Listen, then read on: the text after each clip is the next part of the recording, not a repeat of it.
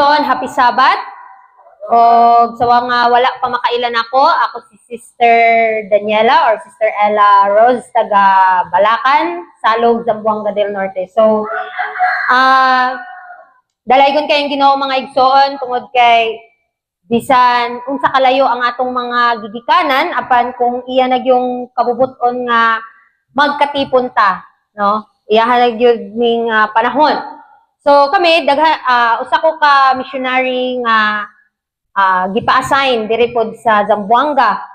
Lakip nga sa tibok Zamboanga del Norte, pero daghan kayo ming mga plano mga igsoon, pero mao lagi kinahanglan jud pag-ampo kay kinahanglan nga kabubutin gyud sa Ginoo kanus agyud kay dugay na namo nga giplano nga magstay diri nga lugar og daghan pa nasayod nga daghan kayong mga lugar nga nanginahanglan og mga magbubuhat kay kabalod na ta nga daghan kaayong alanihon apan jutay ra ang magbubuhat. So isip nga miyembro sa iglesia kinahanglan nga magpinabangay ta.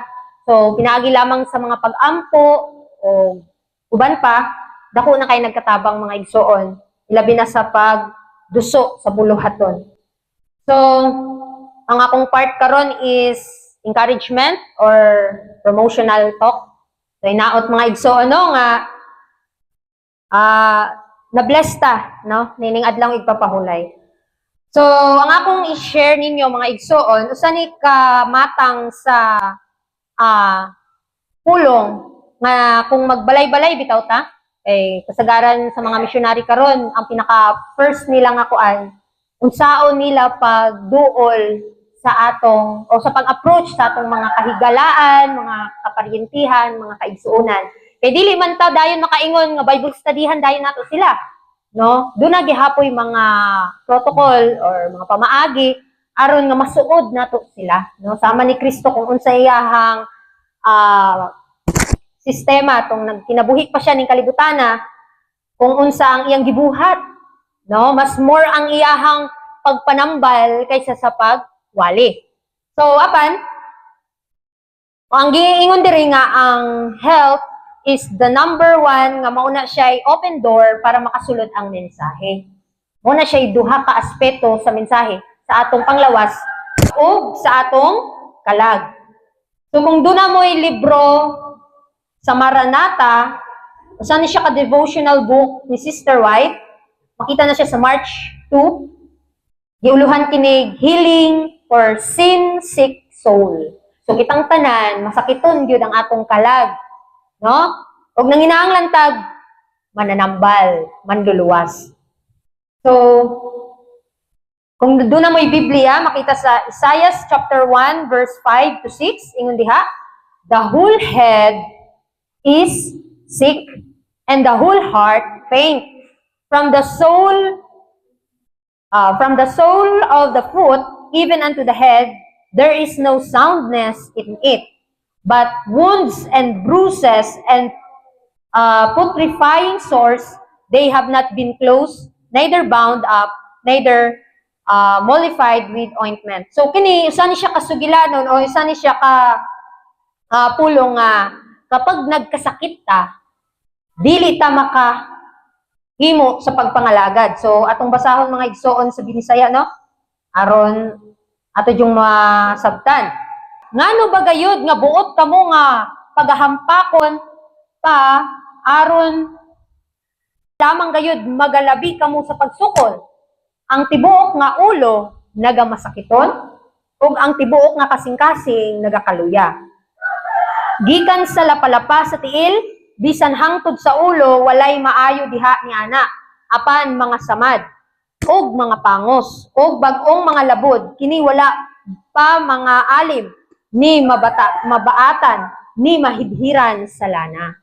So, usa ni kamatang sa nagmasakiton ang atong lawas, o unsaon nato sa pagpanambal. So, ingon dire, there is a remedy for the sin-sick soul. That remedy is in Jesus. So, kita mga igsoon, aminado man gyud ta nga nagmasakiton ta, no? Og dili baya ta kung magmasakiton baya ang atong panglawas, maglisod baya tag anhi sa simbahan, no? Maglisod tag pagpangalagad. Mga kung Giingon diri nga ang ato pong lawas mao man na siya ang templo sa Ginoo. So gikinahanglan pud nga ampingan nato ni kay diri magpuyo ang Ginoo sa atong lawas. O kung magsakit di ay ni gikinahanglan ngini nga ayohon. That remedy is in Jesus. Wa nay lain. Ingon diha, precious Savior, His grace is sufficient for the weakest, and the strongest must also have His grace or perish. So mga igsoon karon sa atong panahon, dili naman ta makaingon nga maluwas ta in our own effort, mga igsoon. So ang atong gihandom mao lamang ang grasya ug igo na kaayo na para natong tanan. Ug kini nga tambal nga nagagikan kang Kristo, kung kita sa atong personal nga experience naayo ta sa maong tambal o agi kita mga experience nga kauban nato ang Ginoo, kinahanglan mahimo sab kita nga panalangin sa uban. Mahimo sab tang mananambal pod sa mga nagakaluyang nga kalag. So ingon pa diha nga, I saw how this grace could be obtained. Nakita sa atong propeta mga igsoon kung unsa ni nga grasya nga atong nabatunan. Ingon diha, go to your closet and there alone plead with God. So dili basta-basta mga igsoon kung ilabi na magbuhat kita sa iyang buluhaton. Dili basta-basta nga your own effort makonvince nimo ang tao. Kay giingon diha nga adto sa imong lawak ug pangayo giya sa Ginoo ug mga liupo kaniya nga ikaw tabangan. Pag-ampo diha sa imong lawak. Unsay mga pag-ampo ingon sa Salmo 51, create in me a clean heart, O God, and renew a right spirit within me. Be in earnest, be sincere. So, kista mga igsoon, sa atong kaagi, naman tayo nagkalaing-laing mga kaagi sa atong kinabuhi nga Kristohanon.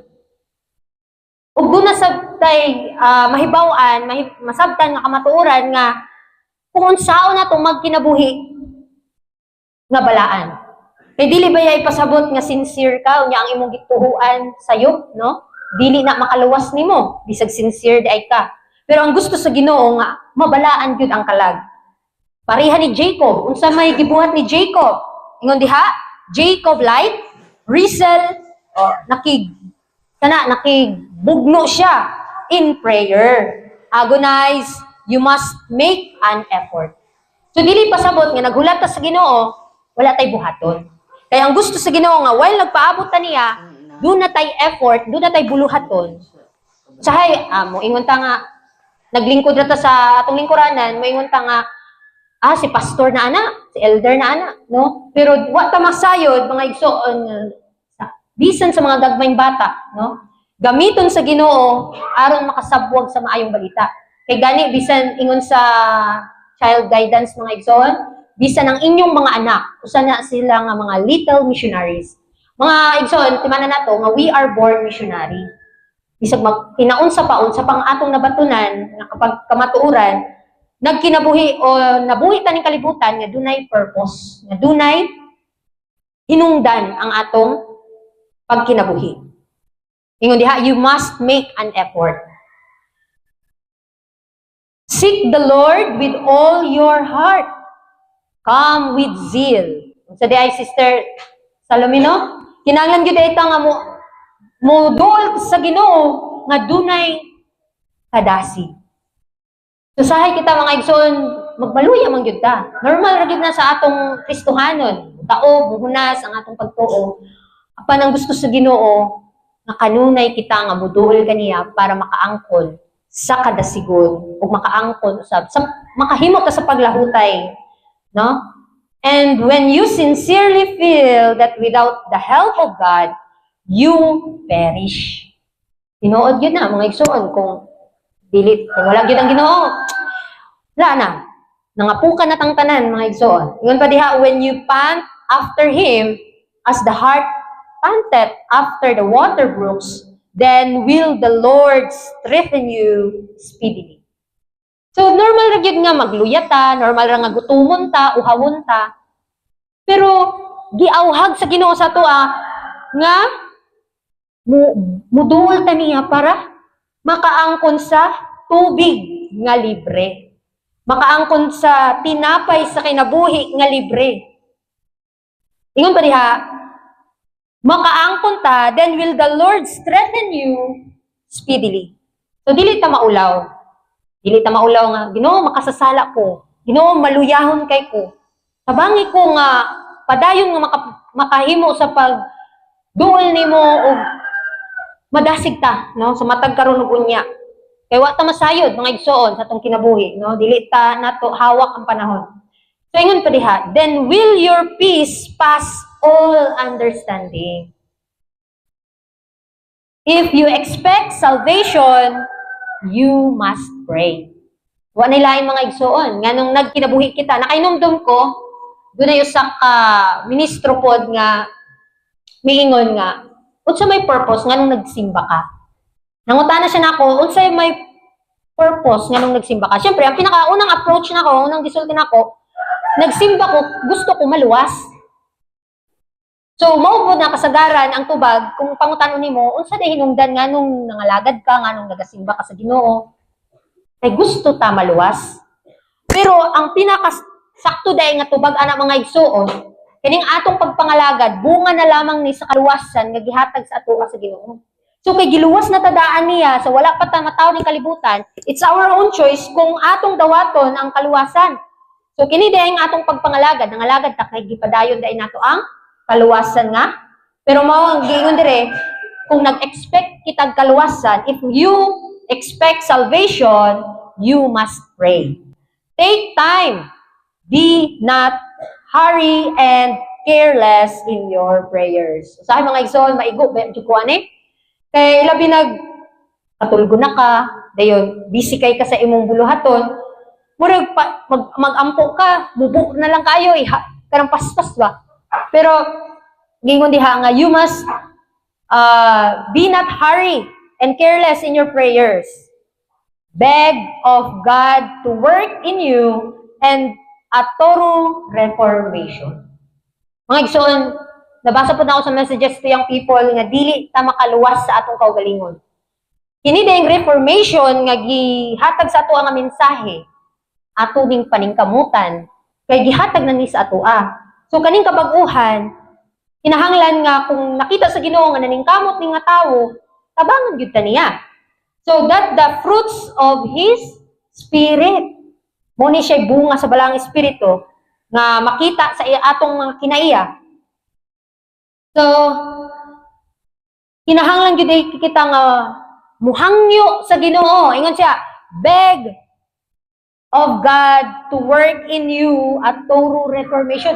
Na usahay kita kanang bago pa lang ta sa reformation, murag nag-struggle gyud ta in our personal.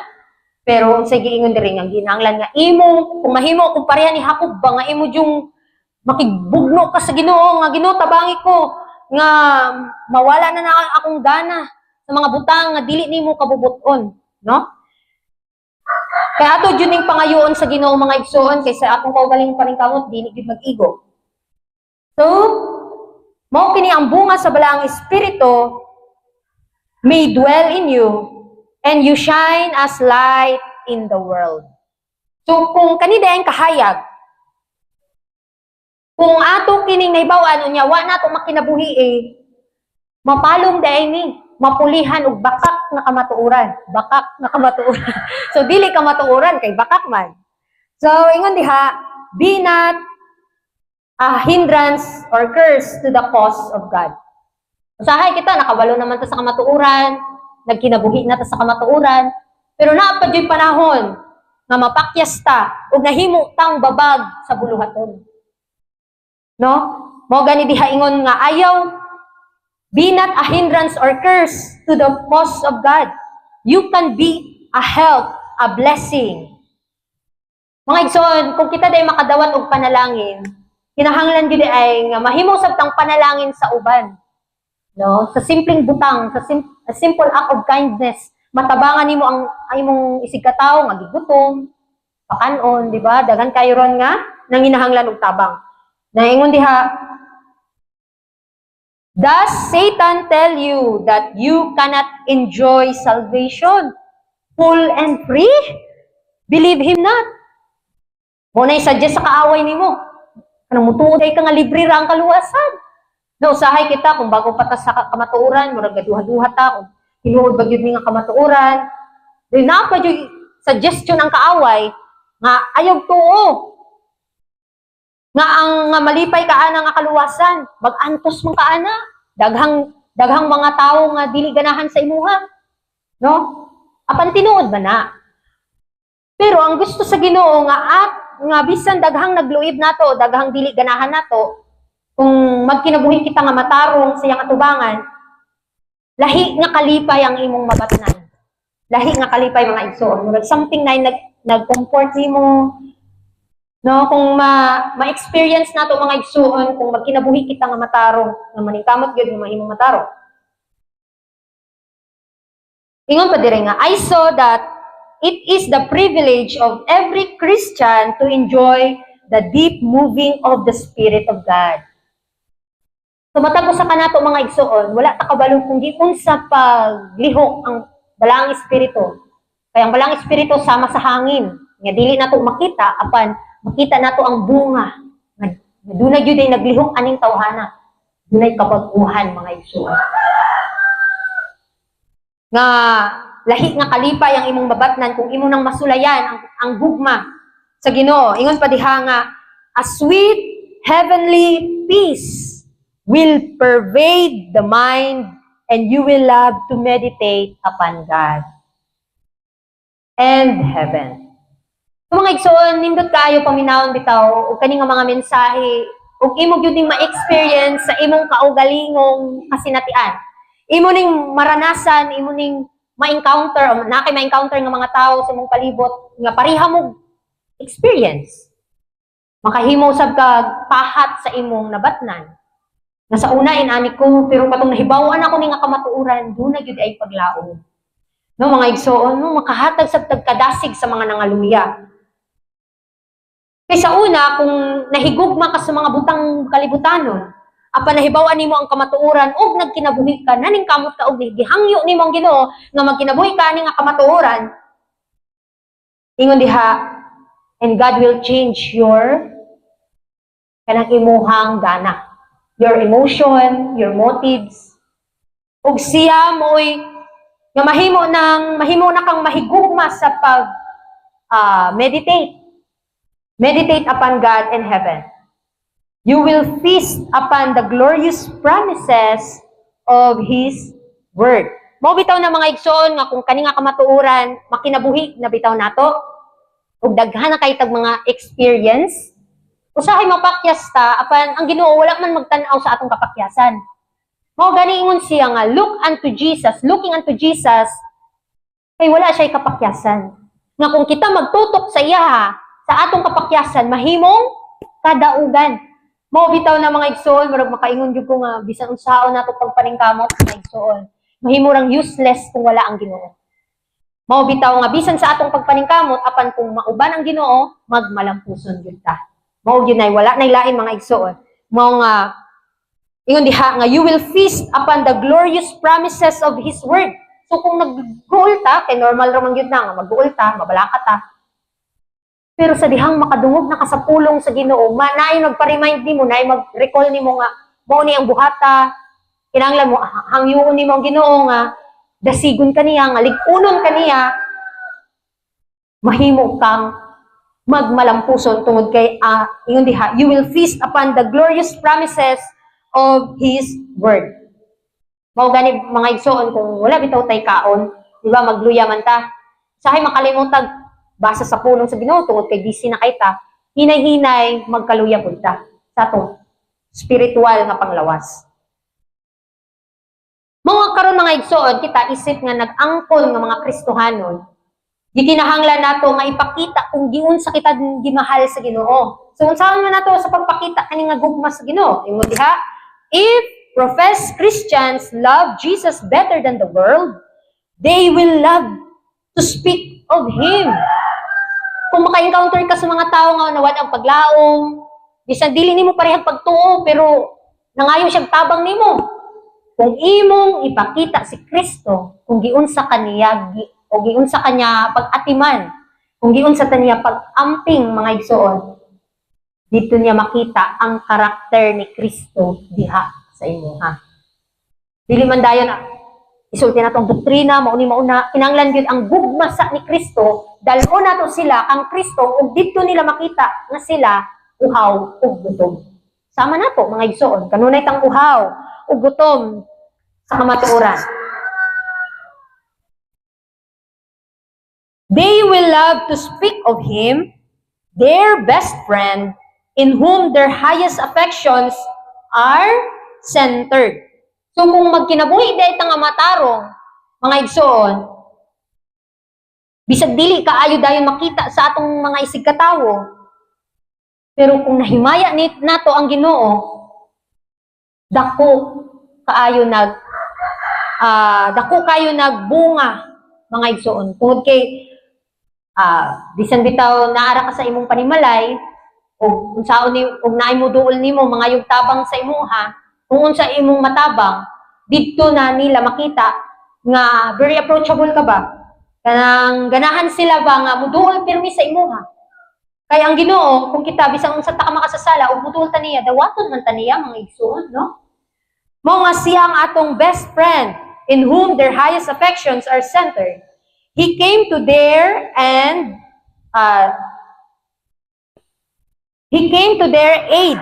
when they felt their lost and perishing condition.